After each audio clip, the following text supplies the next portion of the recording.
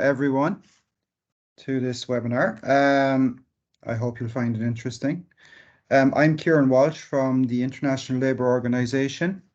I've been active for some years with the Intersecretariat Working Group on Household Surveys, which has convened this webinar. To give you a little bit of background about the Intersecretariat Working Group, it was established by the United Nations Statistical Commission in 2015.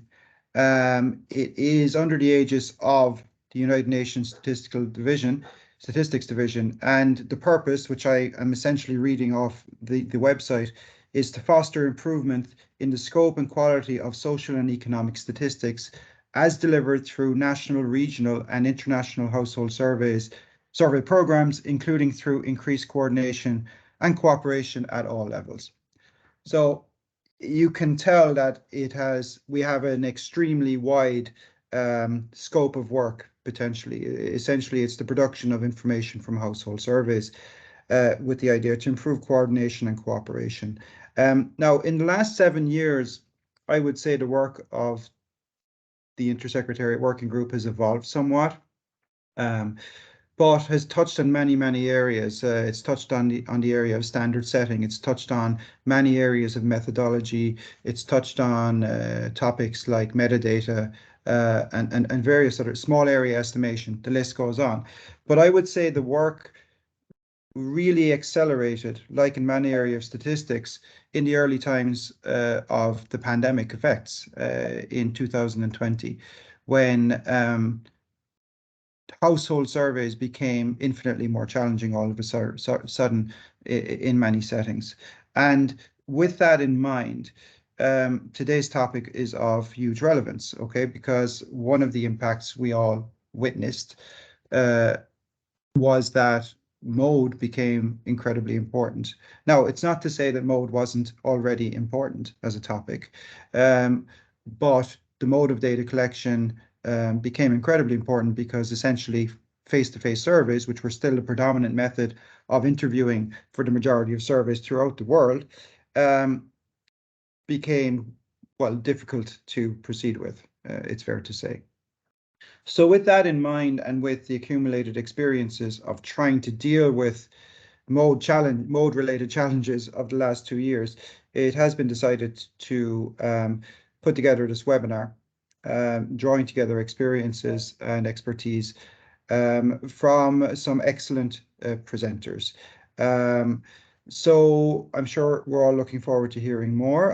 I'll say a little bit more in introduction of the speakers shortly, but before doing that, I would like to pass the floor to my colleague Javier Mancero from UNECLAC, who have been dealing as much as anyone with this challenge in recent years of trying to support countries in transitioning to either mixed mode or change of mode of data collection in recent years. So Javier, I'm sure we're all very happy to hear what wisdom you have to share with us on this topic.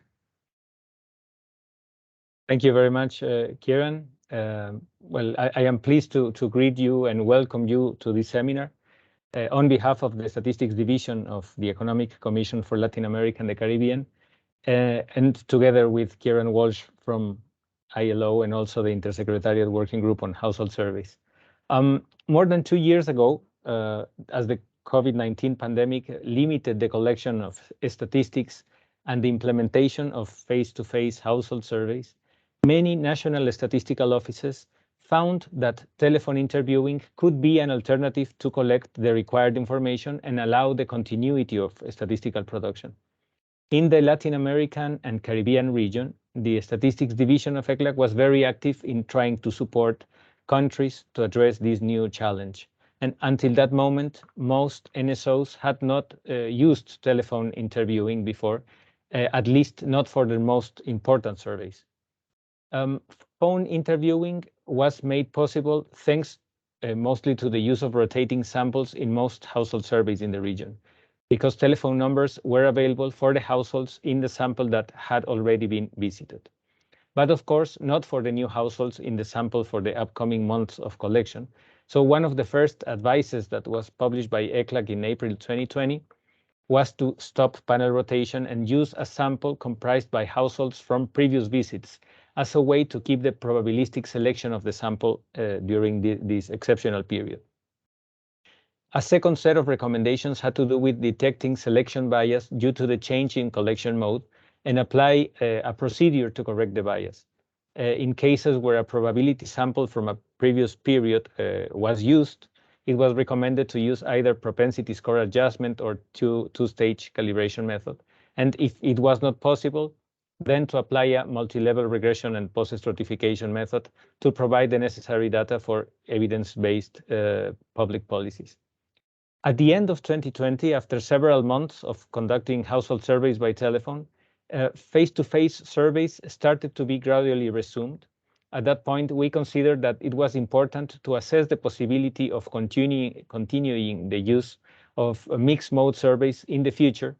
And that is something that would imply redesigning surveys accordingly, adapting the disposition codes, evaluate the effect of the change of mode of recollection, among other things. So even if the context was very adverse and the decisions at that time had to be addressed in a hurry and without thinking in detail, the pandemic nevertheless provided a chance for NSOs to engage in mixed mode collection of household surveys. So from the perspective of international and regional organizations, this has been an opportunity to learn and to think about how to modernize the process and design of household surveys.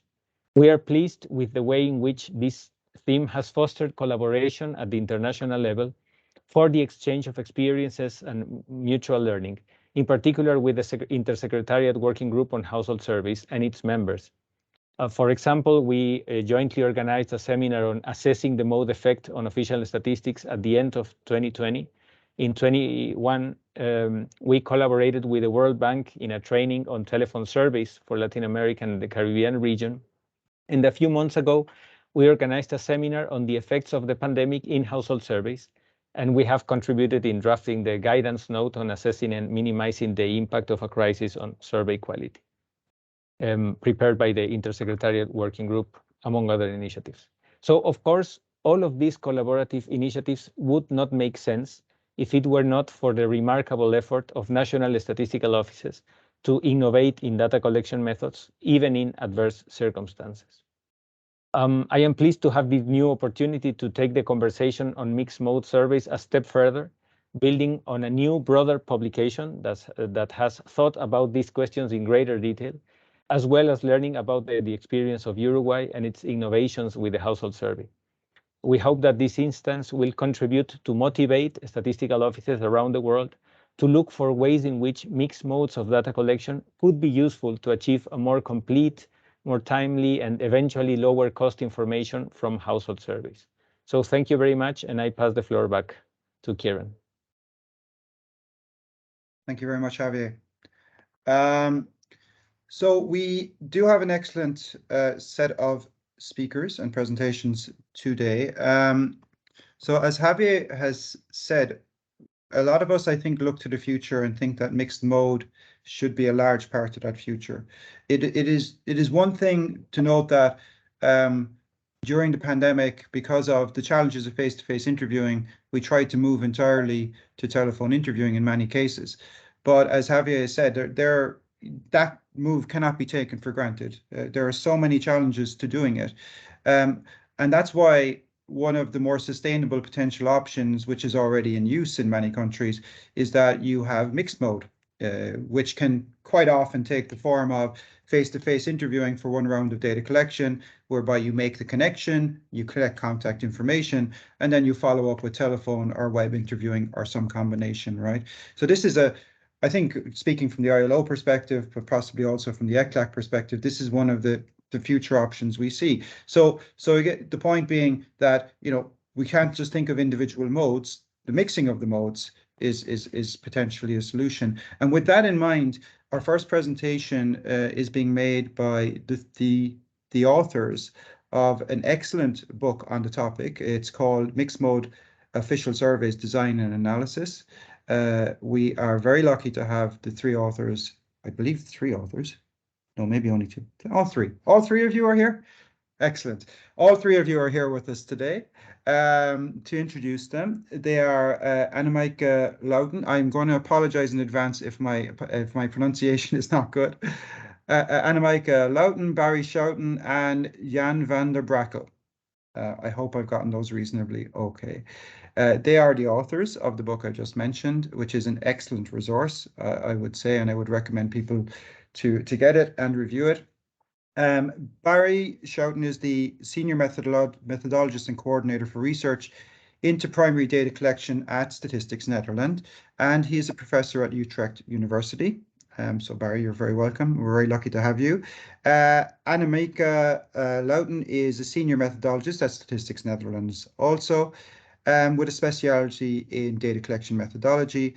And Jan van der Brakel is a Senior Methodologist in CBS with responsibility for coordinating research into model-based inference methods, and a professor of survey methodology at Maastricht University.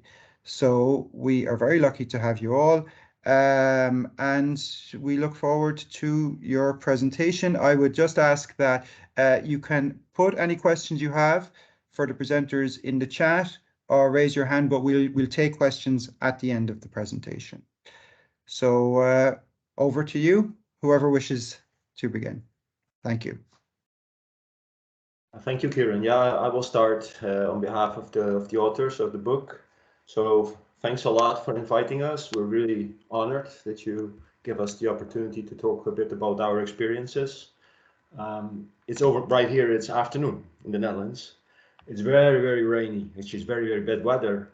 And I was thinking about this because this morning I have a daughter and a son, and my daughter forgets everything all the time. So I told her, don't forget your raincoat. I left a note on her bag, paper note, don't forget your raincoat. And then she called me just a few minutes ago before this session, where is my raincoat? So it's becoming very, very mixed mode in the family already, and now we're not even talking about the population. So for sure, the daughter was not the reason to write a book, but this general trend in the population for sure was the reason for us to think about it. So let me start presenting. I was sharing the screen. Let's see. Cool.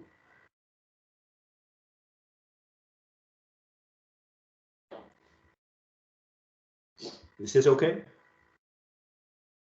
Yes. Okay. Yes, go ahead. Yeah, actually today we are with 3 out of the 6 authors. We're all methodologists at Statistics Netherlands, and for quite some years. In fact, I'm not even the longest person at CBS, but we're all 15 years or more at CBS. So we will talk a bit about the experiences that we had with mixed mode surveys over the last, say, 15, 20 years or so. So what we will do is we'll divide the talk in sort of 4 parts: a short introduction, then I'll move on to Annemieke, who will say about design, then Jan will say something about the analysis, and I will come back to talk just very shortly about the developments. So let's start with the first part. The question we asked ourselves, of course, why would we write a book, or why would we not write a book, or let's say more generally, why would you try to come up with some sort of general methodology on mixed mode surveys? Well, we're not going to say, not to hear that we know the answers to all of these questions. Mixed mode is a really very complicated area because the mode by itself, so the survey mode being online or paper or face-to-face or telephone, I would say is the most influential design choice you can make. It affects costs very heavily, it affects sampling frames very heavily, and it affects pretty much all possible quality or errors that you can find in the framework. So trying to pretend that you understand this is, well, a little bit heroic, I would say. The second thing is that modes, although we talk about online or we talk about phone, they are not that stable. So the online mode has diversified quite a lot over the last, say, 20 years. And also telephones, the same thing. We started out with landline phones, then mobile phones, smartphones, and so on. So it's not a stable world in which we are. It's constantly changing. And the third reason why you maybe not think about trying to come up with general methodology is that, at least in my experience, and this may not, with COVID, this may no longer be true, is that most often going mixed mode is driven by cost, budget. And if you are driven by cost, you're not necessarily driven by quality, and you may sometimes have to make decisions that are just pragmatic. While as methodologists, we of course always think about quality, not so much about budget. We think we have an infinite budget in a way. So that makes it sometimes very hard to make statements about mixed mode surveys, because they were not designed to be very qualitative, but just cheaper. In the end, we did of course write a book, and the main reason was that yeah, we did so many studies on this since 2005. I think the first mixed mode studies were in 2005 or 6, and by 2012 or 13 or so, there was no more survey that wasn't mixed mode. So I would say by now, almost all surveys by pretty much are mixed mode. And this went with successes and mistakes. I cannot say it differently. We also did quite a few, made decisions that later were changed. So some designs of mixed mode surveys were actually changed a few times before they sort of converged. It's also true that well, mixing mode are becoming more and more standard. So if you go to conferences or to international venues, you would see a lot of presentations about it. So there's a lot of things going on in that area. But in our opinion, there was not yet a comprehensive overview. So especially when it comes to terminology. So for example, the word mode effect or measurement effects or selection effects are not that rigorously defined, and we try to do this in this book. But I think recently the corona, the COVID pandemic actually pointed very clearly that there is also another reason to go mixed mode, and that's robustness, flexibility in design and in the analysis stage. So hopefully we can come back to that somewhat later today in this meeting.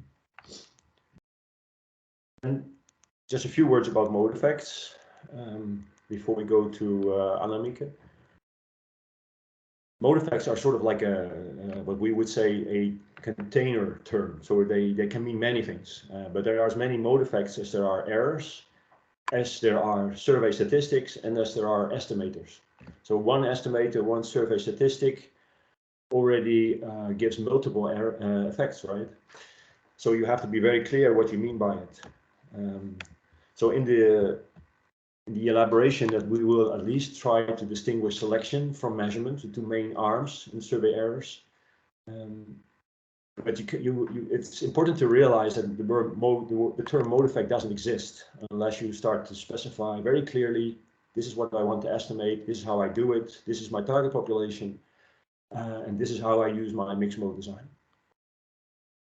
So again, in this handbook, we try to make that clearer, not to sort of avoid confusion on these kind of terms. So with this being said, I think I go to Annemieke. Are you ready to proceed? I'm ready, Brian. Thank you.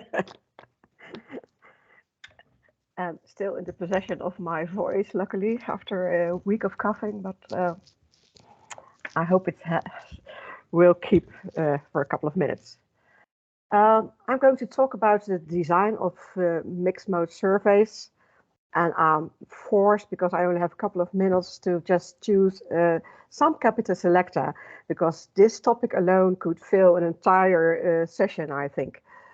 Could you do the next slide, Barry? And I'm going to talk a little bit about the various mode combinations and the mode sequences, do you present them at the same time as a concurrent design, or do you present them one after the other, or like a sequential design that has implications for all kinds of things. I'm going to talk a little bit more about costs. It's a topic that's of interest to most of us, I think, in this field. And then I'm not going to discuss, and that's a pity because it's very interesting, things like how do you increase your web response if you have a web survey present, your communication strategies, and what kind of incentives could you use for various purposes. And then I'm going to talk a little bit about mixed mode questionnaire design, a very important topic. And as a result of well, presenting a questionnaire on the web, you also have to think about mixed device questionnaire designs. Because once you offer a web possibility, people will go on the internet with their smartphone and try to fill in the questionnaire on their smartphone. Okay, next slide, please. In 2018, we were wondering, we were doing a European project on mixed mode designs, and we were wondering, can we come up with an ideal design? And to find out a little bit more about it, we put out a questionnaire, one mode questionnaire, to all our European colleagues, and we asked about what modes do you use, what mode combinations do you use in 6 of your major surveys: the labor force survey, first mode and follow-up modes, the survey of income and living conditions, the European health survey, the adult education survey, and the ICT survey. And this is the result. All these yellow fields are some kind of mixed mode combination. And you can see, well, I can look at this table for hours. Very interesting, I think. You can see a lot of things. First, you see that there are a lot of different mode combinations. I calculated yesterday that from the 4 main modes that there are, the telephone, face-to-face, web, and paper, there are 11 possible mixed mode combinations that you can make. And of these 11 possible combinations, 8 are actually used within Europe. Barry, could you do the next slide? Okay. Well, a lot of mixed mode designs already in 2018. 46% of the designs was the mixed mode. The second half of last year, that was 61%, more or less as a result of the pandemic. So a lot of countries that didn't use mixed mode previously, they started doing that. I think, well, also the same mechanisms that Xavier pinpointed earlier.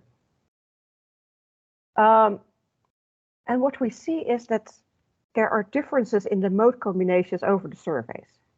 For example, in the labor force survey, the first wave, 49% of cases, they use CAPI, face-to-face. And only 9% use the web mode. While if you look at the ICT survey, for example, 23% use CAPI and 28% use the web. So there are differences between surveys in the mode combinations that are used. Also, we see that there are differences within countries in the mode combinations that are used. For example, in the 6 surveys that we looked at in Italy, there are 5 different designs that are used. Likewise in Luxembourg, or 4 in all these countries that you see here. So it's not like one country chooses one strategy. There's all kinds of strategies that are used within one country. And it seems that circumstances like the complexity of the survey, the subject matter, are these sensitive questions or are they factual questions? The survey length, for example. If you have a really long survey, it's impossible to do that in telephone surveys or in web surveys. Or, well, all these kinds of aspects, they determine what kind of mode you could choose for any given survey. Next slide, Barry.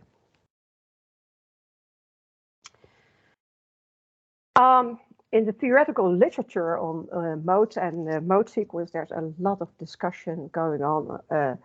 When should we present these modes? Should we present them all at the same time and give respondents a choice between modes, or should we give them one after another? And in this inventory in 2018, we have seen that over half of the European NSIs use a concurrent design. So they offer, let's say, and that happens a lot, both web and the CAPI at the same time. What we do see in the literature, and also our European colleagues mentioned that if you do it like that, there is a slight risk of, no, there is a risk of slightly lower response rates. Although we also see nowadays that these risks can be counteracted by careful survey design. For example, by offering incentives to go one way or another. It also limits the possibility of cost savings, because if you offer people the choice, for example, between a paper questionnaire and a web questionnaire at the same time, they will tend to choose the web questionnaire and not the paper questionnaire and not the web questionnaire. You also see that if people can switch at the same time between one mode or another, that it's very complicated for the NSI logistically and in the planning. So on the other hand, if you choose a sequential order, you may push the respondent to the cheapest mode, and that thus gives you a greater potential for cost saving. And it's also simpler logistically, although we do see that it may impact subsequent interview modes. If you first have, let's say, the easier respondents in your web mode, the subsequent interviewer will have harder cases, and they will have to travel more, for example. And that's something, yeah, that we have seen and that we underestimated at the beginning. You also, it says here, it's simpler logistically, but it's not simple, obviously. It still requires a strong case management. And for example, it took us 10 years to come up with a mature and robust case management system for mixed mode surveys. Okay, next slide, Barry. We have seen in this inventory that costs are the main driver to want to implement mixed mode surveys in Europe. And that makes sense. Face-to-face fieldwork may be from 50 to 100 times as expensive as web surveys. Although we also see that there are large differences among countries in these costs as a result of various sampling frames, population density, and thus travel times, the cost of interviewer remuneration, the coverage of a mode. And this has been, for the European Social Survey, the reason in some countries not to consider mixed modes, because there the the face-to-face field work was not so expensive as it is in the Netherlands, for example. And don't forget that field costs are but one component of the entire cost, obviously. We have needed large investments in IT systems, and we also see that there's complexity in other stages that costs money also. So there's more complex questionnaire design, there's more complex testing, there's more complex methodology. So don't focus only on field costs when you consider the cost of mixed mode designs. Next slide, please.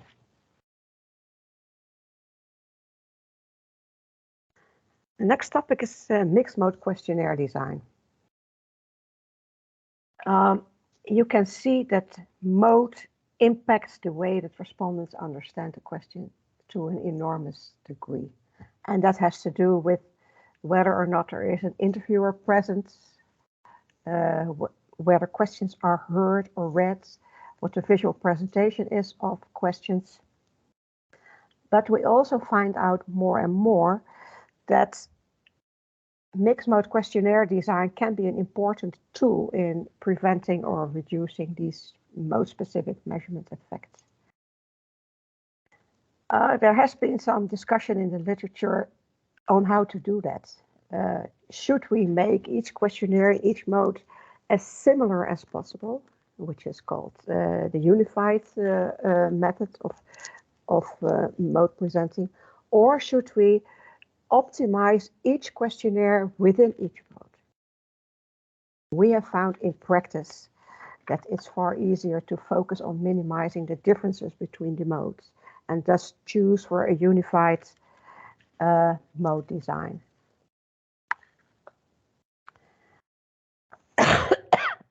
Excuse me. It's just more practical and cost efficient to design questionnaires for the various modes as identical as possible. As I told you earlier, if one of the modes is web, you have to be prepared to design the questionnaire to fit on a smartphone.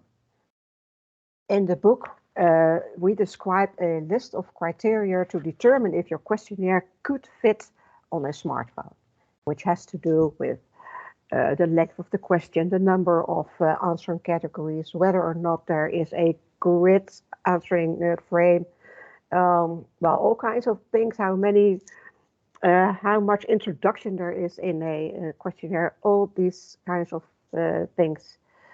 5 or 6 criteria that can help you determine if your questionnaire could fit on a smartphone.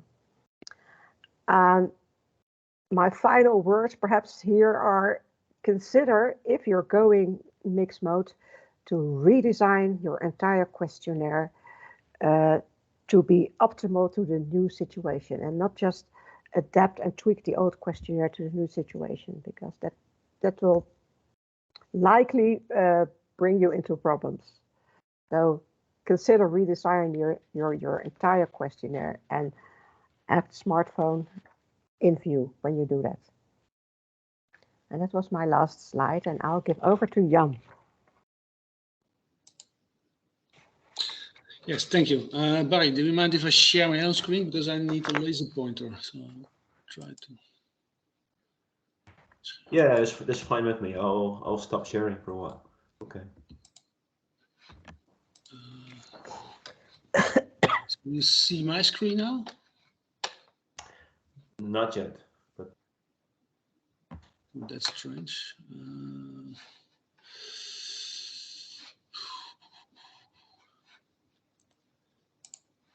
No, I'm a bit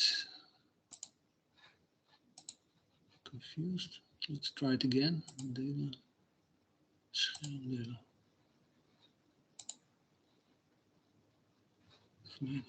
Data. For some, I clicked share screen, but it looks like it doesn't work. Could be that you need to be made a presenter first. That's sure. No, he is. I am, yeah.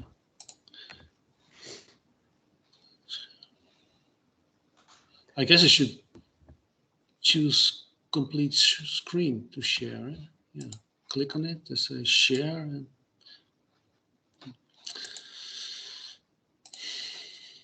okay, maybe it's better that you share the screen again, Barry. Sorry for the confusion. That's fine.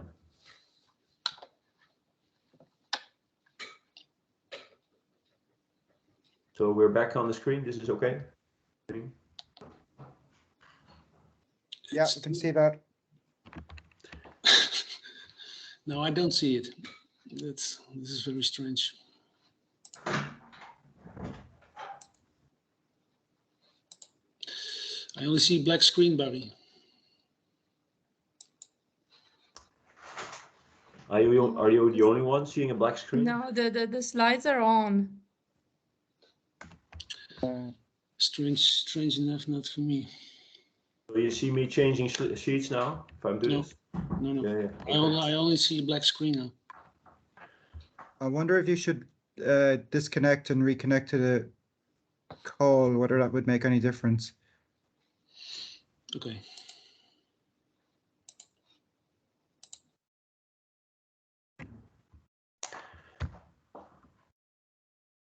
Okay, so this is sort of a natural intermezzo. So what I think was very interesting about our opportunity of this book is that we have authors from both the design, the questionnaire design, and the estimation stage, which in practice turn out they're really different kind of methodologies, they different backgrounds. We had a lot of discussion among us, and I think that was actually quite useful for this for this book. So let's see if Jan can come back. Yes, I'm there. Okay. But yeah, now I see your screen. Yeah. Okay. Okay, sorry for the confusion.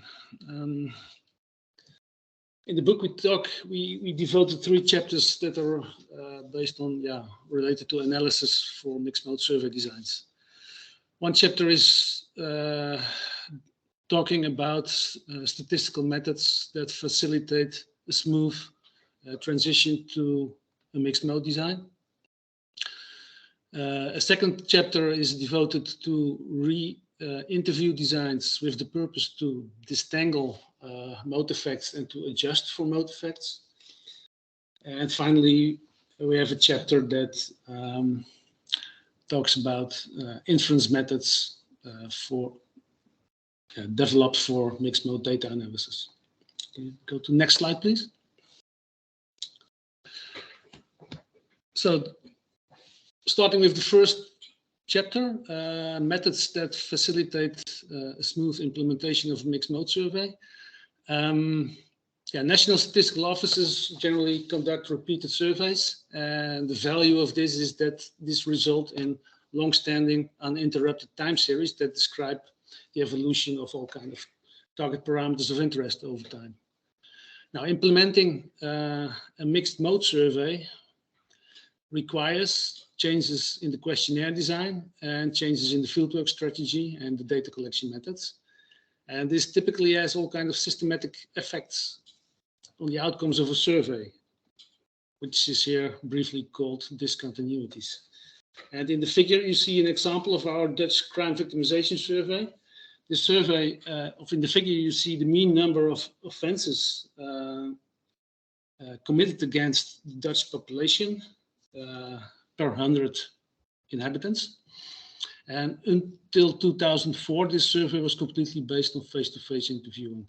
And in 2005, we changed to a mixed mode design that uses telephone interviewing and face-to-face interviewing. And a part of the sudden increase from 2004 to 2005 is actually because of all kinds of changes in measurement bias and selection bias. And in a well-designed survey transition, you try to separate the discontinuity from the real period-to-period evolution, just to restore the continuous of the time series that you have. Next slide, please. So as I already said, for the implementation of mixed mode survey design, it's important to quantify these discontinuities to avoid confounding real period-to-period changes from differences in measurement and selection bias. And we talk about 3 methods, that is field tests, or sometimes also called parallel runs, time series methods, and small area estimation. Next slide, please. Very briefly about field tests. Yeah, we talk a lot about what kind of design issues has to be considered if you want to test a large-scale field experiment that is focused on estimating the differences that arise between an old and a new survey design, and what kind of issues you have to address if you want to implement this in the field work of a survey organization. Another important aspect where we talk about is to find the required mode of inference for this kind, to analyze this kind of experiments or parallel runs. And we talk a lot about how you can apply design-based inference methods to test hypotheses about sample estimates that are observed under the old design and the new design, to allow you to directly estimate, in this case, discontinuities that are the result of the implementation of a mixed mode survey. The advantage of a field test is that it is very robust and free of risk. The main disadvantage that it is not very cost effective because it requires additional data collection. So in the worst case, there is no budget for a kind of a parallel run of a field test. And in that case, the transition takes place without doing any parallel data collection. And in that case, time series models can be used as a backup to approximate the discontinuity that is the result of the survey redesign. Again, in this figure, you can try to develop an appropriate time series model for the evolution of the population parameter of interest and extend the model with, for example, a level intervention that models the changeover from the old to the new design. And that would also give you, over time, a reasonable approximation under particular assumptions for your discontinuities. Next slide, please. In many other situations, there might be some budget to conduct a small test or a small parallel run that might be sufficiently large to estimate, to use direct estimation procedures to estimate discontinuities at the national level, but for example, insufficient to estimate them for the planned domains of the regular survey. So for these kind of situations, we also talk about how this information can be combined in the time series model that was briefly mentioned in the previous slide. And we also talk about small area estimation methods that we developed to estimate these discontinuities at the level of the planned domains of the regular survey, and where you also, these models also take advantage of the more precise direct estimates from the regular survey to improve the model fits for the small parallel run. Okay, next slide, please. So another chapter talks about re-interview designs that are aimed to disentangle mode-specific measurement bias and selection bias, and also to adjust for mode-specific measurement bias. And so, roughly spoken, mode effects can be decomposed in measurement bias and selection bias. And if you go to the next slide, please. And here you see, for example, kind of repeated measurement experiment that is aimed to decompose these mode effects in mode-specific selection and effects and mode-specific measurement bias. So one approach is that you have a sample. It is randomly split up in this case, 4 subsamples. They are assigned to the different modes that you want to investigate. And each subsample gives some response and also some non-response. And both the response and the non-response are reapproached with the benchmark mode, which is in this case CAPI. And in our book, we present estimation methods that allow us to decompose the mode effects into selection effects and measurement bias effects. Next slide, please. This is an example of a re-interview design that is aimed to adjust for mode effects. What you see is an extension of a regular sequential mixed mode design. So in the mixed mode design, the first approach is on the left bar. We approach the respondents using mode called now, in this case, M1. And you will obtain some response, which is in the shaded box A, and also some non-response, which is in the white box B. And in the standard sequential mixed mode design, the response, the non-response is approached in a follow-up with mode M2, and that results in some additional response in the shaded box C. And of course, there will still be some non-response, which is in the white box E. Now, you can extend this design where you also reapproach the response under mode M1 with the mode under M2. And that gives you some response, which is in the shaded box F. And with this additional data, we propose estimation methods that allow you to adjust your estimates for the mode-specific measurement bias between mode M2 and M1. Okay, next slide, please. Yeah, then finally, we have a chapter that talks about inference methods for mixed mode data. Standard inference methods at National Statistical Institutes are based on weighting and calibration approaches, and they are aimed to correct, at least partially, for selective non-response. Now, in the sequential mixed mode design, in a repeated survey, you will observe that the distribution of the respondents over the mode will differ between the subsequent editions of a survey, and also between the different cross-sectionally between the different publication domains of a survey. And the question here is our standard weighting methods still appropriate?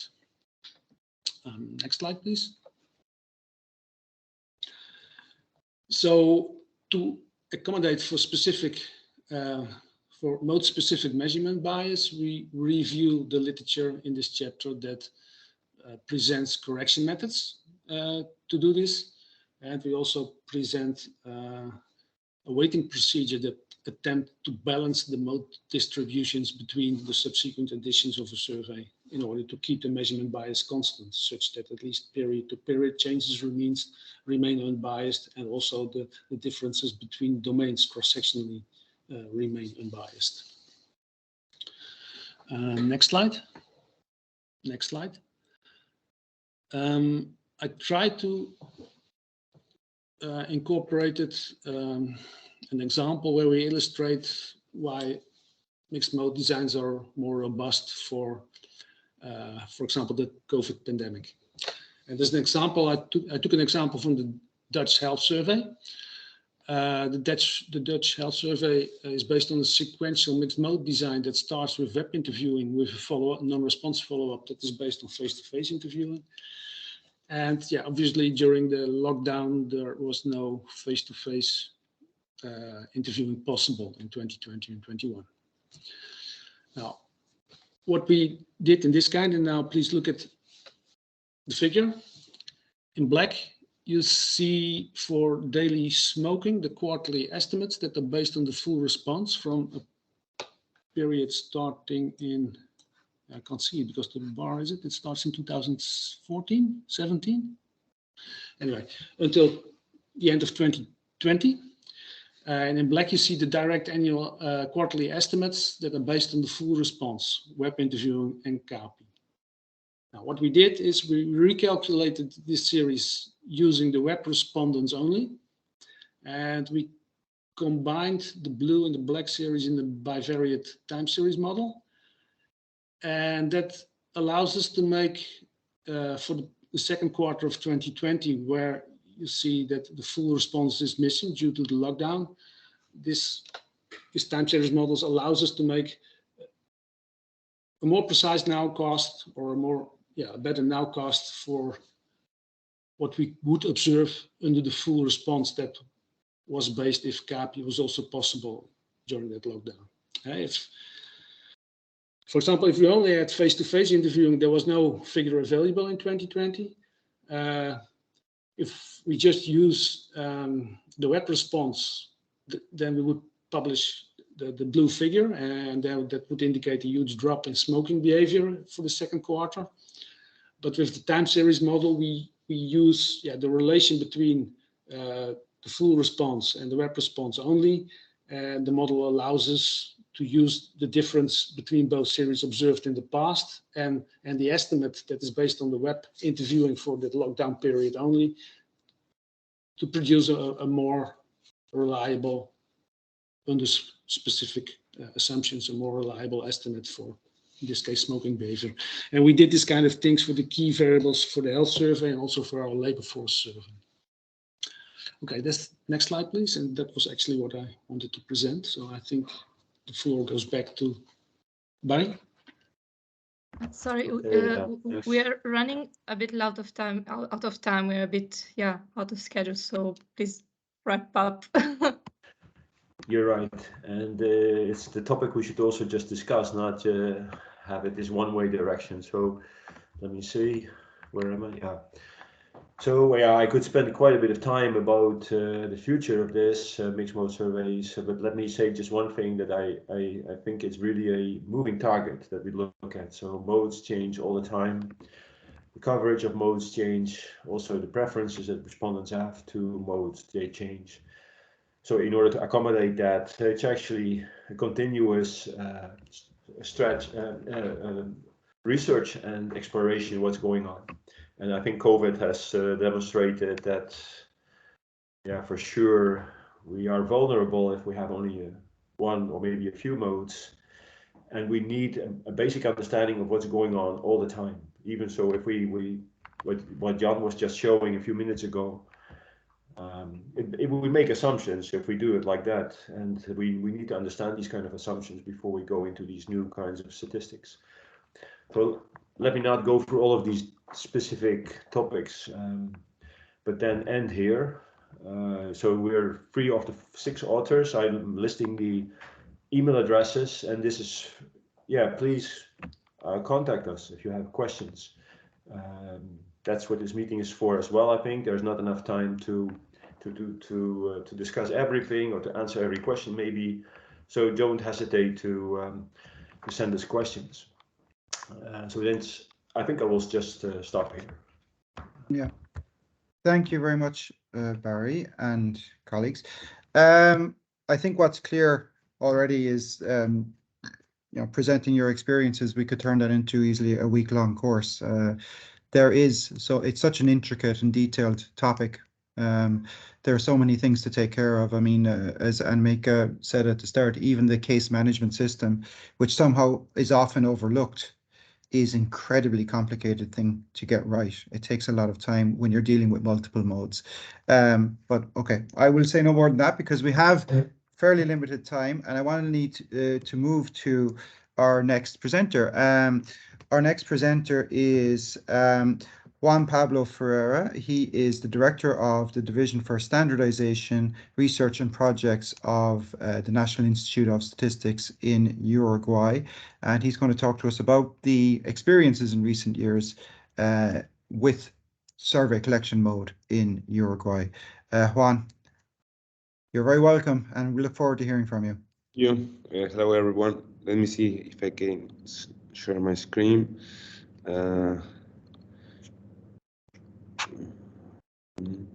You see my presentation? Yes. Yeah. Yes. Okay. I'm gonna be very short. My name is Juan Pablo Ferreira. I'm a survey statistician in Uruguay. On this occasion, I will be sharing the experience of Uruguay in the use of mixed data collection methods in household surveys to produce official statistics.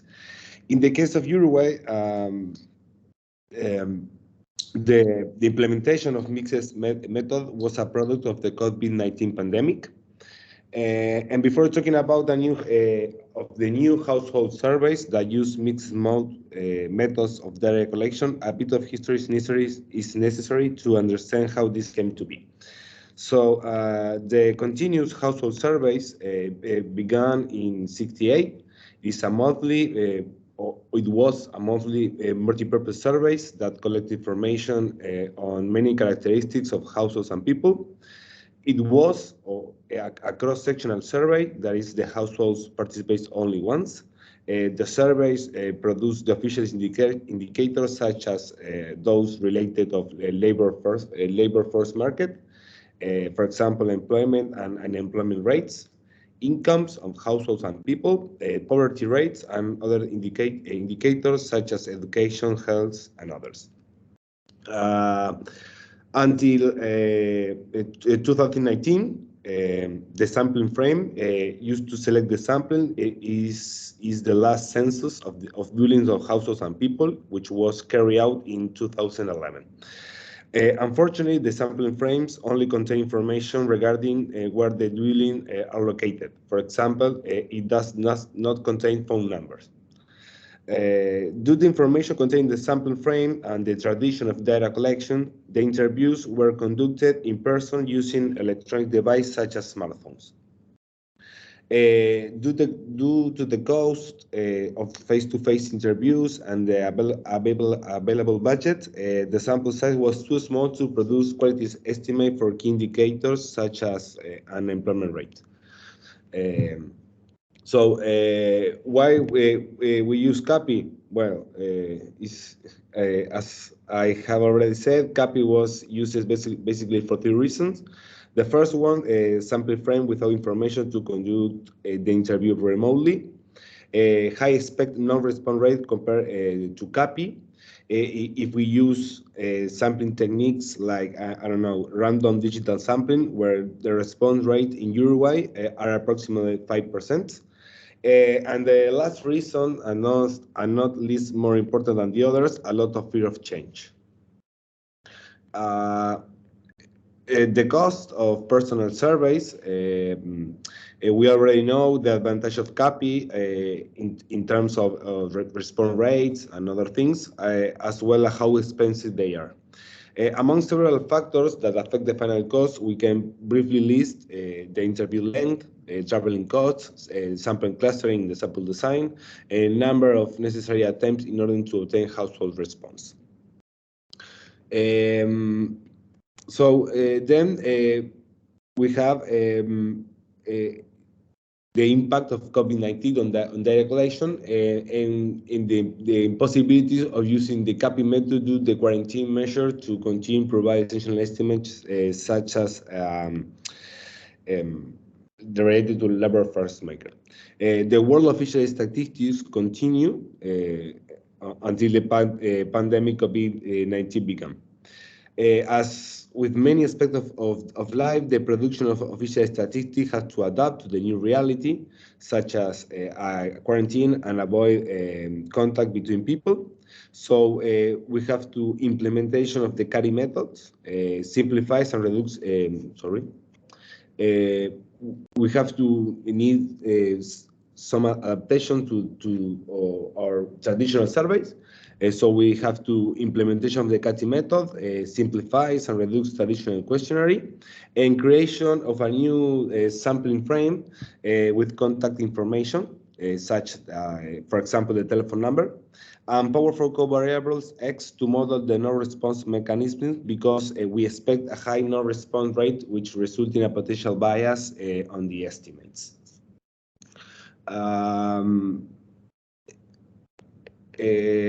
Sorry. Okay.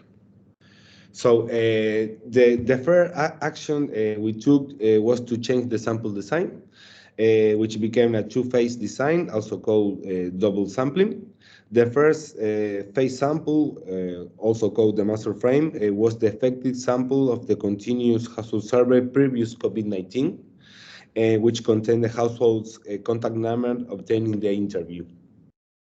On the other hand, because of work didn't know how long the pandemic would last and for fear for exhausting the sample frame, we decided to use a sampling design with rotating panel where a household remain the survey for 3 months.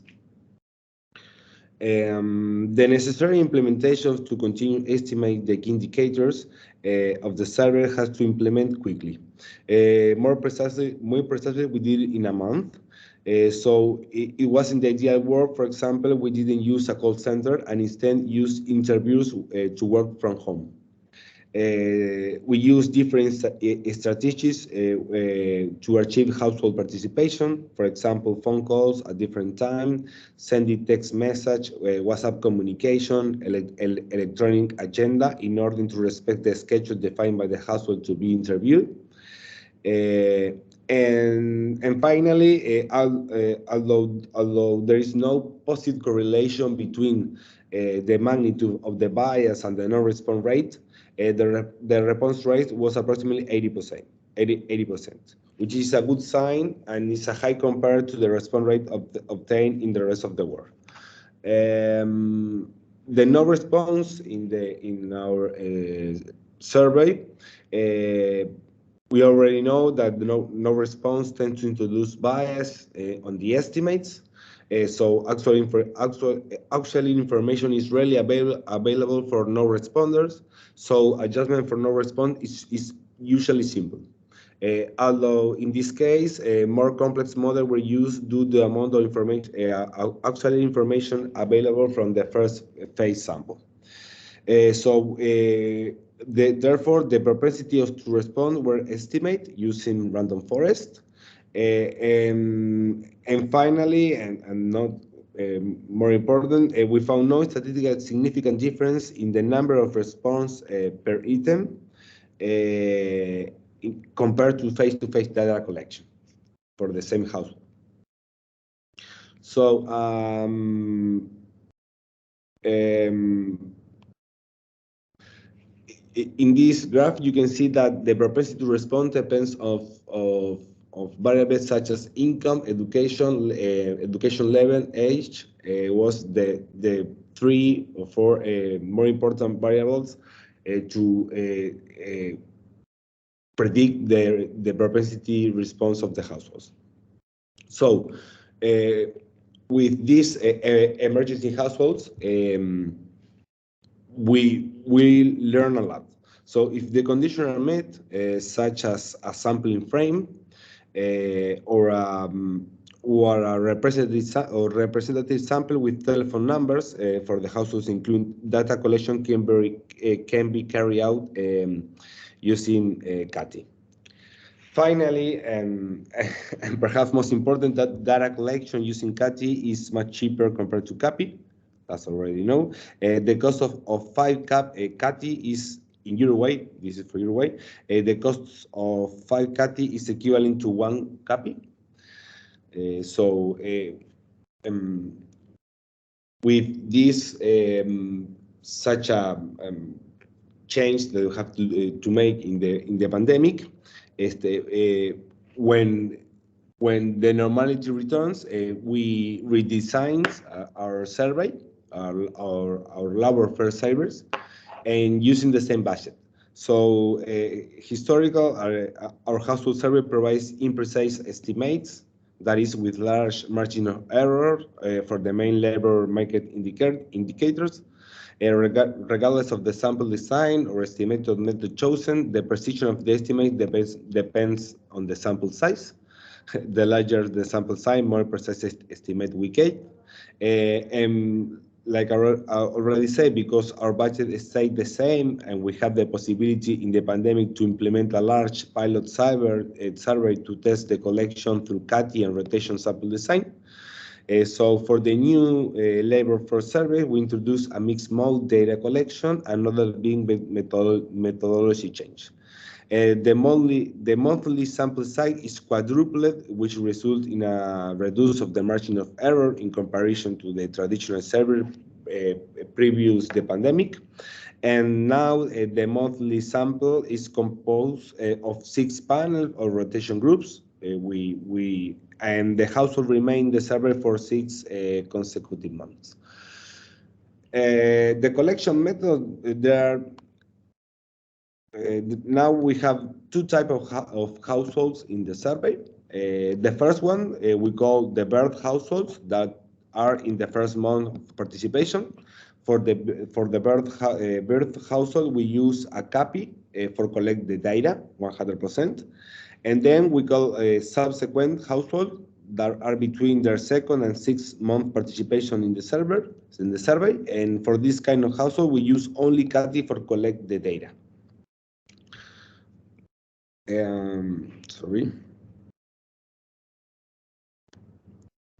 The strategy carried out in order to minimize subsequent no-response or attrition in the panel, a personal agenda for each interview where the date and time are registered in order to carry out the interview. We implement automatic reminders sent by text message, WhatsApps, and email. And finally, with the no-response rate for the subsequent is about 80% each month. So now in the near future, the objective is to implement the CAWI method for certain households that meet or have certain characteristics and for which the autonomy to answer the question is vital to obtain the response of the household. And that's it. And for me, thank you very much for your attention. The idea of my presentation was to show a little about the change that the INE of Uruguay has gone through in the production of official statistics. I'm sorry for my bad English, by the way. No, it was very clear. Don't worry. Thank you. Thank you very much. But maybe I might just do two very immediate follow-ups. One thing which is very powerful is you quadruple your sample size but retain the same cost. So I can imagine that's going to be very attractive to everyone, but you know, it's a challenging thing to do nonetheless, of course. But maybe did I just misunderstand something on the second last slide? Did you say the non-response in subsequent months was 80%? In other words, you're only achieving response rate of 20%, or is it reverse? Response rate is 20%. The response rate is the response Oh, good. rate. If the non-response rate was 80%, it'd be quite worrying. No, it's an error in the slides. Okay, no, fine. No, perfect. That's good. That's good to know. Thank you. I would have been surprised. Okay, so thank you. So we have limited time, so I want to move straight to our discussants. Our primary discussant, we do have a bonus discussant, which I'll introduce in a minute, but our primary discussant is Molayi. He's the Director of Social Statistics, Chief Division. I think I might have the title slightly wrong, Solly, but correct me if I have. You're very welcome and very happy to hear your comments on the topic. Thank you so much. Thank you. I think as Barry have already mentioned, even during the week, I think mixed mode is a quite difficult concept and also difficult methodology to implement. I think from our side, as this is South Africa, the plan is to introduce it. Our colleagues from Uruguay already have mentioned some of the points that I also wanted to mention, that the face-to-face is always being our main mode of data collection. And I think the COVID-19 has shown us that there's a need for us to introduce the additional mode. But I think it will always be a challenge, especially from the African context, where we have to think about, you know, the rural setting, you know, that we're having, you know, different settlement types that we're having. And I think my question to Barry, it will be, I would probably want to understand from your side. You know, you mentioned the issues of cost. You mentioned, I think, even in your presentation, you mentioned the issues around case management, which I think is a very important element. But in an event where you want to introduce a CATI, meaning a telephonic mode, but you don't have a frame, a proper frame, you know, how will you go about it? And I think the reason why I'm asking this is because we know the penetration of the mobile. You know, in South Africa, I mean, we are sitting around between 80 and 90 penetration in terms of a mobile. But mobile is not necessarily linked in most cases with the dwelling unit that we want to go and visit. So how will you actually, you know, advise the NSOs if they want to go that route, where they want to mix the CATI and the cow? And then I think the last point maybe that I also want to ask maybe the team also is the issue of weighting. So how do you weight the data then, considering now that at some point you have to weight this data, you know, at the population level? So yeah, I think maybe let me stop there and then maybe allow the team, and then we'll have a next round of questions. Thanks. Okay. Thank you, Solly. So I think we will come to discussion. I think those are very good questions. But I do want to go to a second, and as I said, bonus discussant. One of the things we can see from the chat, and also I think from the comments from Solly, is the issue of inclusiveness is absolutely critical to the question of mode. And our second discussant has a particular interest in this issue. She is Elizabeth Lockwood of the Christian Blind Mission. She is an International Federation representative at the United Nations and a member of the Christian Blind Mission Global Advocacy Team. I hope I've got that right. And she has a particular interest in the impact of movements to mixed mode designs on inclusiveness. So Elizabeth, I very much welcome your comments on the topic. Oh, thank you so much for inviting me. And I represent not just CBM Global, but organizations of persons with disabilities with whom I work very much. I'll just briefly talk about barriers and some solutions on including persons with disabilities into mixed mode surveys. And then I have a question for the panelists. Of course, disability data is lacking very much, as I'm sure you all know, and there are dire consequences to this.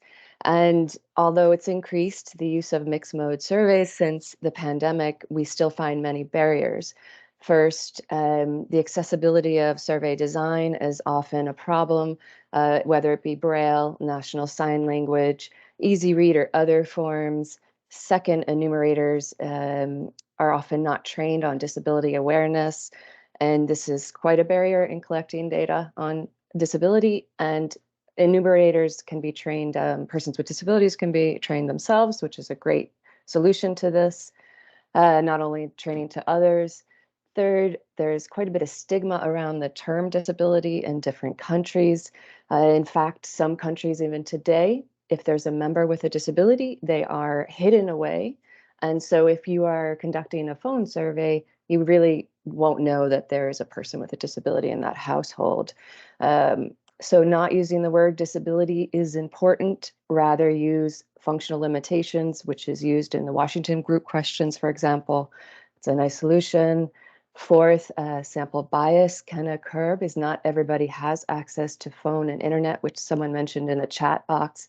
The digital divide is actually really increasing, in fact, for persons with disabilities even more, especially since the pandemic, especially in the Global South, due to cost, lack of access to technology. So this is something very important to consider. And then specifically, more linked to my background working with deaf people, interviewing via phone is quite an issue for deaf and hard of hearing people. And so some solutions to address this, which I got from my global partners. For hard of hearing people, you can use a paper questionnaire. That's one solution. You can also carry out surveys using online platforms such as with automatic captions, such as Google Meet. And you can use the typing function in Skype or WhatsApp. Somebody mentioned WhatsApp. And for deaf people, interviews should be done with a qualified and certified National Sign Language interpreter. So this could be with the deaf person in their physical space or through video relay service, if that's available in your country. It's not always, but it's important to note that sometimes video relay service interpreters don't have the background knowledge for certain interviews, and misunderstandings can take place. But for deaf people, using a paper questionnaire can also be a barrier because those people might not have the language skills, the written language skills to fill this out. But using a proxy is truly not ideal. So I would avoid that definitely. But ultimately, it's really important to consult persons with disabilities and their representative organizations in this process. So my question to the panel is to please let me know what you have done to include persons with disabilities in surveys, and having lived and worked with deaf communities in both the Netherlands and Uruguay, this is in particular interest to me personally. So thank you very much. Thank you, Elizabeth. Now, with the relatively brief time we have for Q&A, I want to hand to my colleague, Charlotte, to run us through some of the questions. Thank you. Yeah, thank you. So first of all, maybe the speakers can react on both Solly and Elizabeth remarks, and then we will go on to the question. I'll take on after. Yeah, who'd like to go first? Annemieke, I saw you unmuted I saw you yourself. dismuting, so Go for it. ready to go. Well, first to Solly, about this topic of getting telephone numbers. This is an issue in the Netherlands as well. We find less and less and less. But I wanted to share something that I read in a recent survey, again in Europe, on the way that NSI's dealt with the COVID crisis.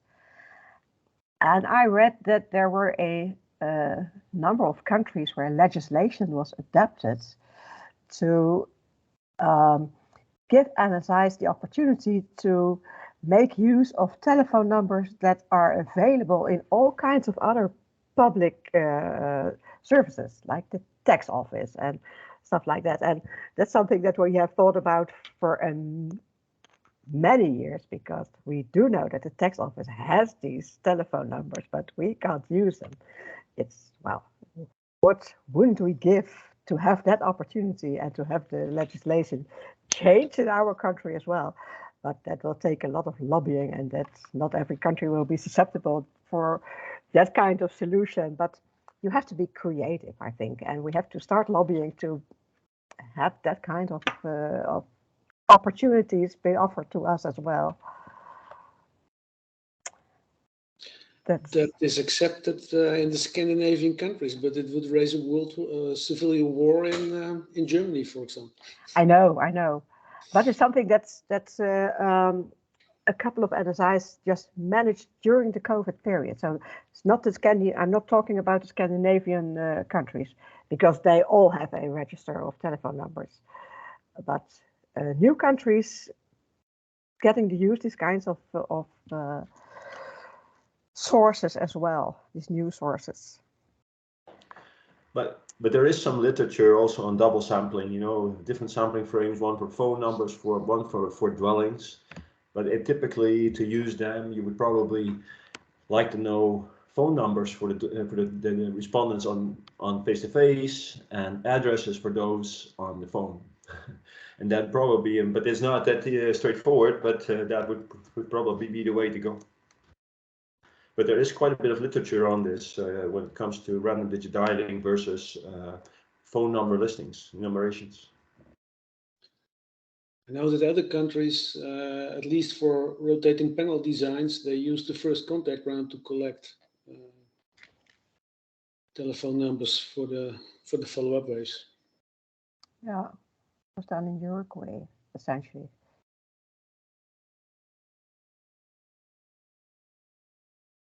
But it's a difficult topic.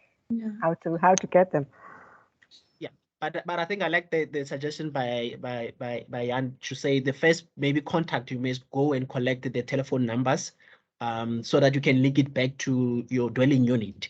And I think that way you are starting to build your database of telephone numbers. So probably in countries where you don't have a register, maybe that would be the way to go.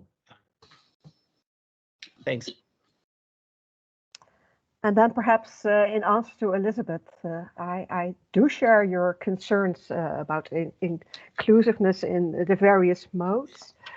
As long as you have let's say, a full mixed mode design with all the modes present, that's as maximally inclusive as you can be, I think, because everybody can have a chance to be selected in one of the modes. But there is still a lot to be done, absolutely. We have started by being aware of illiteracy, or perhaps low literacy in this web phase, and we have started redesigning our surveys to be as low literate as possible. I mean, you have to be able to read a little bit to do them, but not as much as we used to. It's a difficult process, because when you make these changes, you change the contents of your questions.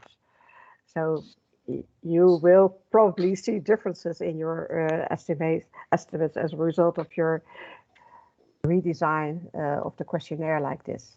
But if you're going to redesign your questionnaire because you're going to do it on a smartphone, please take a look at the literacy level of your questions as well. Make them as simple as possible, and we consult members of this specific subgroup, the low literate people, and we have continuous discussions with them, not only about our questionnaires, but also on our communication material, the letters and the flyers, etc. So we try to include them as much as possible, but it's a struggle. Maybe a brief feedback on the other question for Solly about weighting, how to weight data. There is literature that propose adjustment methods that include the sample weights in these inference methods. What we did in the Netherlands, for example, and that depends whether the mode effects are predominantly expected to be selection effects or measurement bias. Well, if it is a lot of measurement bias, what we did is to extend our calibration model, our weighting model, with a component that weights the population over a fixed distribution over the modes, and that stabilizes at least the measurement bias from period to period and also between domains, and that might at least help you to avoid the differences between domains and difference between period to periods are also affected by fluctuations in the measurement bias. But yeah, there is a huge amount of literature that suggests all kind of adjustment methods. Some of them take into account the sample weight, some of them doesn't. So there is also room for more research, of course.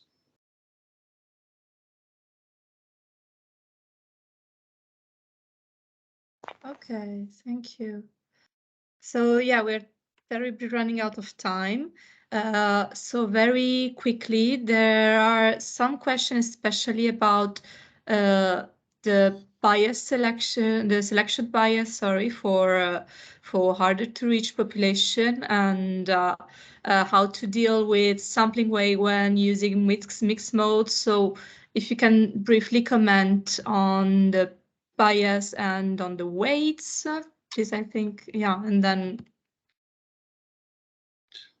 maybe we can skip the second one because I already mentioned that in my response to Solly. Okay, yeah, sure. Okay. Let's save some time for another question then. So yeah, so is there a selection? So for sequential mixed mode, is there a selection bias when the harder to reach ones are pushed to the more costly mode? Example for face-to-face. So that's the first question we. Yeah, and then there is how can be assured of representativity of all socioeconomic layers with the mixed mode, given the fact that there is poor people that does not have access to intelligent phones or internet. Were you going to answer that, Barry?